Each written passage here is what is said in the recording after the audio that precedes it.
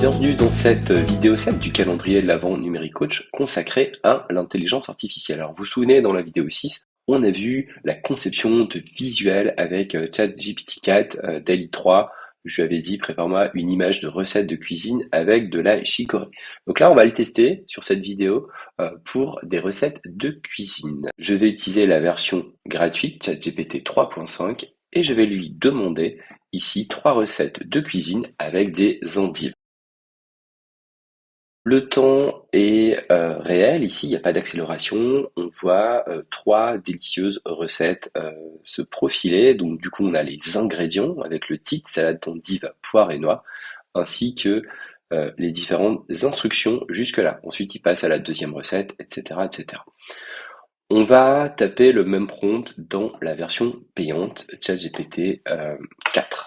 C'est parti pour la conception de 3 recettes de cuisine avec des endives.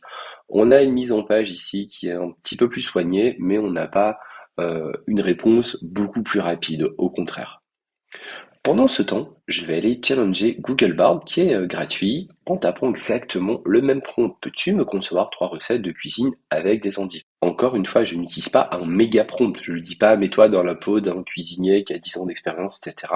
Je fais quelque chose de simple ici et j'envoie ma demande qui va générer une réponse quasiment instantanément. Comme vous le voyez ici, sans accélération, j'ai les 3 suggestions qui apparaissent. Donc les endives braisées à la crème et au curry, endives au jambon fromage, salade d'endives, pommes et noix. Il y a aussi d'autres suggestions, comme d'habitude sur Google Bard. Je vais voir ce que m'a fait ChatGPT pendant ce temps. Ici, il y a les ingrédients. Il n'y a pas forcément les quantités précises, mais je pourrais challenger.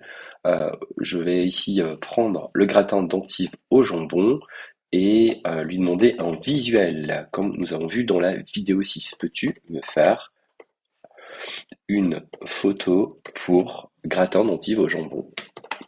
Et c'est parti pour la génération d'images accessibles uniquement avec la version payante de ChatGPT 4.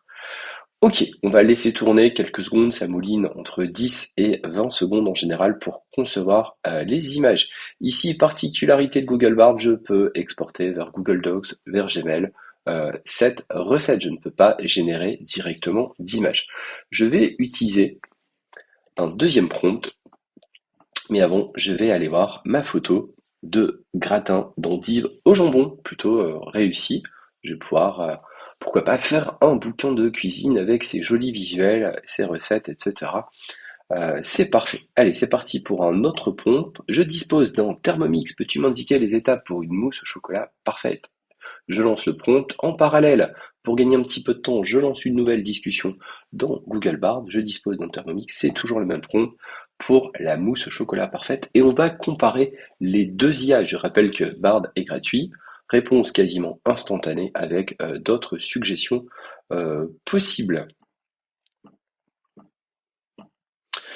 Et à chaque fois que vous allez faire la requête, le résultat sera différent. C'est ça qui est assez hallucinant. Avec l'intelligence artificielle générative, la réponse est unique. C'est parti pour une nouvelle proposition. Alors, vous voyez ici, sur cette proposition, il nous met les photos au fur et à mesure.